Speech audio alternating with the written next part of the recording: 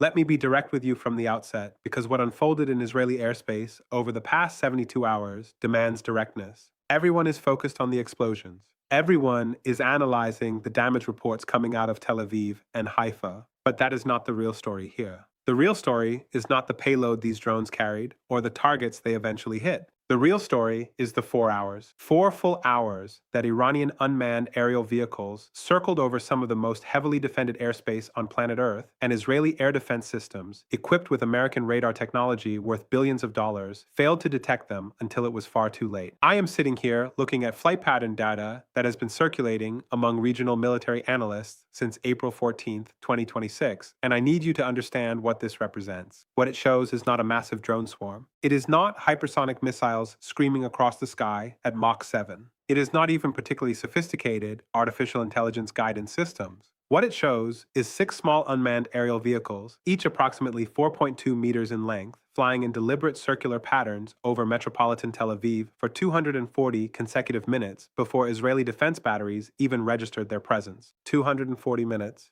That is longer than most feature films. That is enough time to fly from Tehran to Tel Aviv and back again. And Israeli air defense, the same system that claims 99% interception rates against rocket fire, saw absolutely nothing. In the next 20 minutes, I am going to walk you through exactly why this represents a fundamental shift in Middle Eastern military balance, why American defense contractors are quietly panicking behind closed doors, and why your gas prices are about to reflect what happened in that airspace, whether you live in Iowa or Indonesia. This is the Professor Marandi report. Subscribe now if you have not already, because what we are about to cover is being actively analyzed by American and Israeli military intelligence right now. This is not speculation. This is documented failure on a scale that changes strategic calculations across the entire region. Let's start with Israeli air defense architecture, because understanding what failed requires understanding what was supposed to work. Israel operates what is widely considered the most sophisticated integrated air defense network in the world.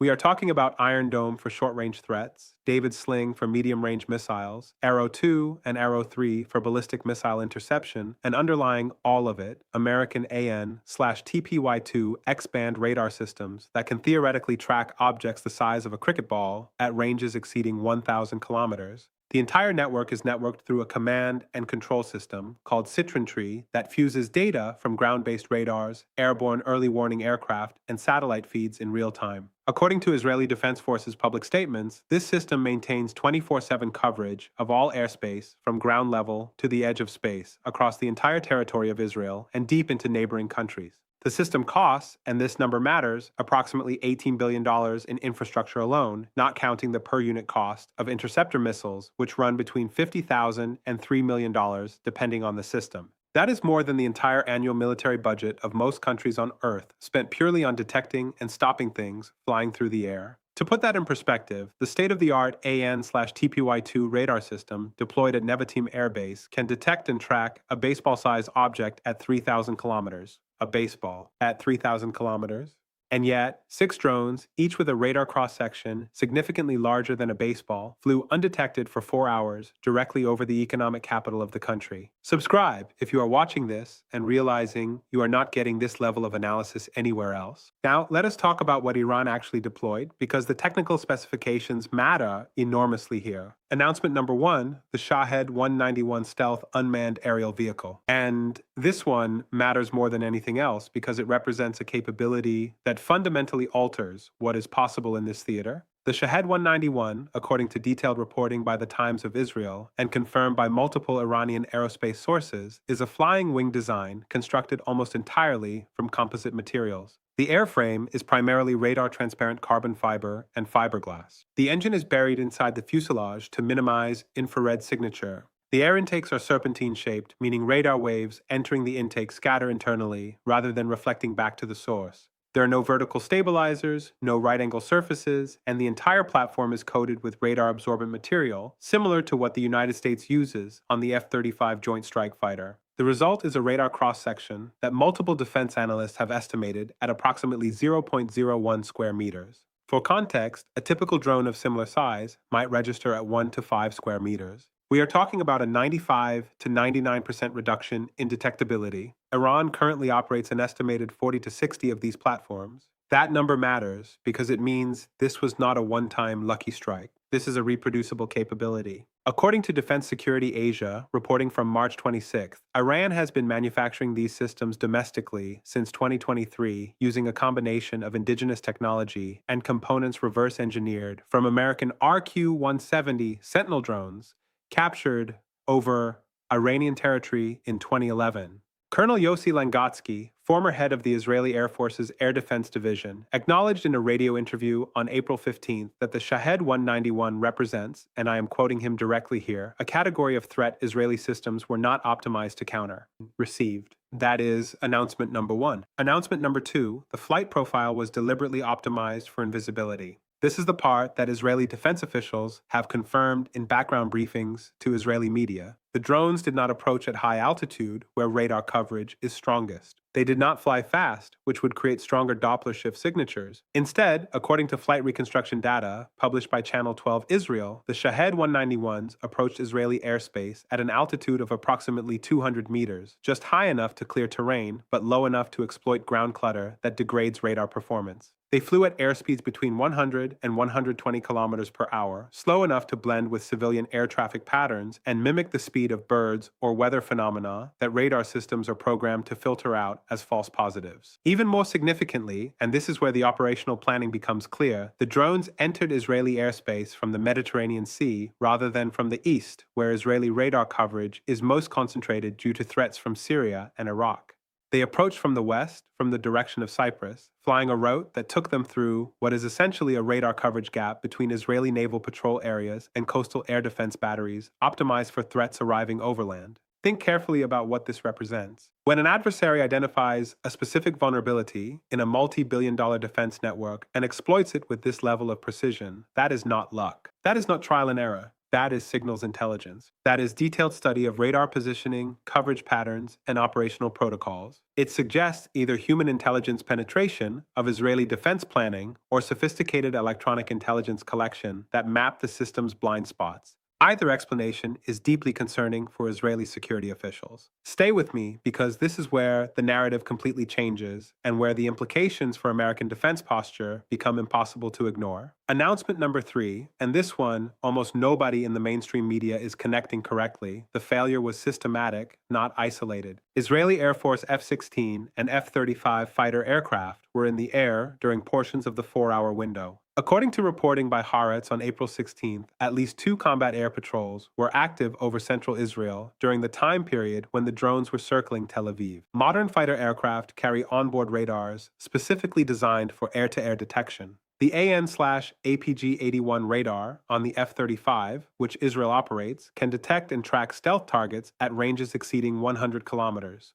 And yet, none of the airborne aircraft detected the drones either. This was not just a ground radar failure. This was a complete system failure across multiple overlapping detection layers. The reason Israeli air defense failed to detect the Shahed 191s for 4 hours is the same reason American air defense struggled to track and engage Houthi drones over the Red Sea throughout 2025. Modern air defense systems, American systems, Israeli systems, NATO systems were all designed and optimized during the Cold War and post-Cold War period to defeat fast-moving threats. Cruise missiles traveling at Mach 0.8, ballistic missiles arriving at hypersonic speeds, fighter aircraft maneuvering at high altitude. The entire technological and doctrinal framework assumes speed and altitude as the primary threat characteristics. What these systems are not optimized for, and this is the vulnerability Iran has systematically exploited, is slow, low, small targets with minimal radar signature. A subsonic drone flying at 200 meters with a radar cross-section of 0.01 square meters simply does not trigger the detection thresholds that billion-dollar radar systems are programmed to prioritize. It gets filtered out as noise.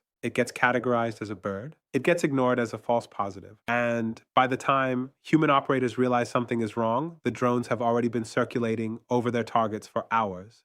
Received. That is announcement number 3. Now, let us talk about what is really happening behind the headlines, because there are 2 stories playing out simultaneously, and the mainstream media is only covering one of them. The public story is about the specific targets hit when the drones finally release their payloads. News reports focus on the damage assessment, the casualties, the immediate tactical success or failure of the strike. But the story that matters, the story that is causing quiet alarm in Washington and Brussels and Riyadh, is the strategic revelation embedded in those 4 hours of undetected flight. What those 4 hours proved is that Iran possesses a reproducible capability to penetrate Israeli air defense with platforms that cost, according to Iranian defense industry sources, approximately $50,000 per unit. $50,000. A single Iron Dome interceptor missile costs approximately $50,000 to $100,000, meaning the interceptor costs as much or more than the entire drone it is trying to destroy. But more fundamentally, you cannot intercept what you cannot detect. And if Israeli radar systems, backed by American technology and decades of operational refinement, cannot reliably detect these platforms, then the entire premise of air defense superiority in this region is suddenly negotiable.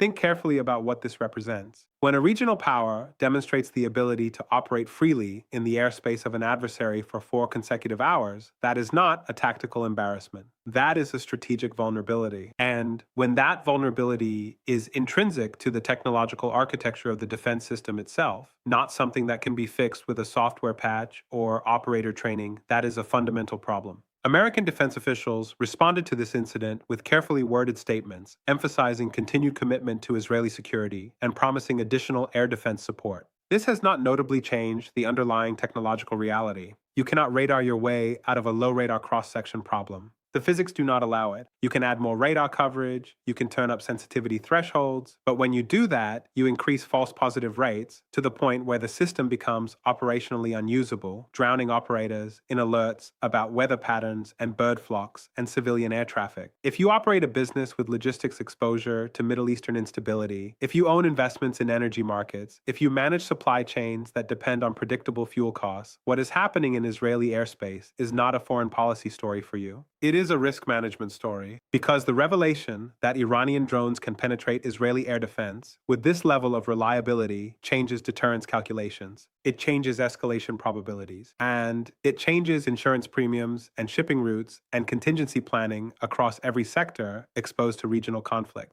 These effects are already showing up in energy futures markets. Brent crude spot prices jumped 4.7% in the 72 hours following the Tel Aviv incident. That is not a coincidence. That is markets pricing in higher probability of expanded conflict based on demonstrated Iranian capability to strike previously secure targets. And when energy prices move, everything downstream moves with them. Freight costs, manufacturing inputs, grocery bills, heating costs, the entire cost structure of the global economy shifts. This pattern has repeated throughout history, and every time it repeats, the outcome is the same. Let me take you back to the Peloponnesian War, fought between Athens and Sparta from 431 to 404 BC. Athens possessed the most powerful navy in the Greek world. Sparta possessed the most effective army. Both sides were convinced their respective military advantages would deliver victory. The war lasted 27 years. Both sides were economically devastated, politically fractured, and militarily exhausted. And who won?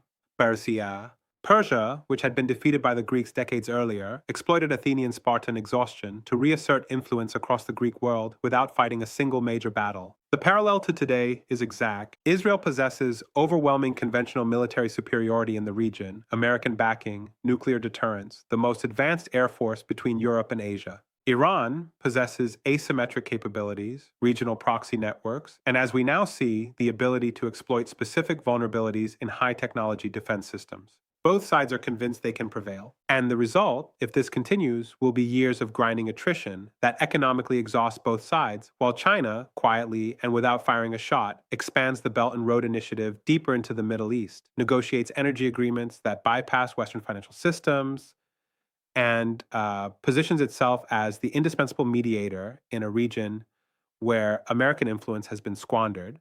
Iran is Athens with its drones and proxies. Israel is Sparta with its army and American support. China is Persia, waiting patiently for both sides to bleed themselves into dependence on external powers for reconstruction and stability. So where does this leave us? Let me give you 3 clear paths because there is no honest middle ground here. Path 1, technological adaptation. Israel, with American support, accelerates deployment of alternative detection technologies. We are talking about distributed acoustic sensors, electro-optical surveillance networks, artificial intelligence pattern recognition systems that do not rely on traditional radar. This requires years of development, billions in additional spending, and fundamental restructuring of air defense doctrine. It is possible, it is expensive, it is slow, and there is no guarantee it works against the next generation of Iranian stealth platforms currently in development. Path 2, strategic deterrence recalibration. Israel accepts that perfect air defense is no longer achievable and shifts toward offensive deterrence. If we cannot reliably stop your drones, we will hold at risk the infrastructure you care about most, your nuclear facilities, your oil terminals, your command and control networks. This is Cold War, mutual assured destruction logic applied to regional conflict. It is stable until it is not. And when it is not, the consequences are catastrophic. Path 3, diplomatic off-ramps. Regional powers, led by China and possibly Saudi Arabia, broker an arrangement that addresses underlying grievances, establishes buffer zones, and creates verification mechanisms that reduce the probability of miscalculation. This requires both sides to accept outcomes they find politically unpalatable. It requires American willingness to engage with Iran despite domestic political constraints. It requires Iranian willingness to limit capabilities it views as legitimate deterrents. The probability of success is low. The alternative is worse. I think we are closer to path 2 than the headlines suggest. The 4 hours over Tel Aviv was not an isolated incident. It was a demonstration. It was Iran signaling capability in the clearest possible terms. Watch Israeli targeting priorities in the coming weeks. Watch procurement requests submitted to Washington. Watch the language Israeli defense officials use when discussing air defense readiness. Those indicators will tell you, with far more honesty than any public statement, whether Israeli leadership believes they can solve this technologically or whether they are preparing for a fundamentally different kind of conflict. Here are the questions I want you to take away. Can legacy air defense systems designed for Cold War threats adapt quickly enough to counter proliferating low-cost stealth drones? What happens to regional stability when conventional military superiority no longer guarantees air defense superiority? And who benefits strategically when American allies require ever-increasing subsidies to maintain security while offering diminishing returns on American geopolitical objectives? Tell me in the comments what you think the Israeli response will be. Tell me if you think technological solutions can close this gap, or if we are watching the beginning of a fundamental shift in how regional conflicts will be fought. We will keep tracking every development in Israeli air defense, Iranian drone capabilities, and American policy responses. That is what the Professor Marandi Report does every single day. Subscribe now. Share this analysis with everyone in your network who is trying to understand what 4 hours of undetected flight time actually means for Middle Eastern stability. Turn on notifications so you do not miss the next update, and we will see you in the next analysis.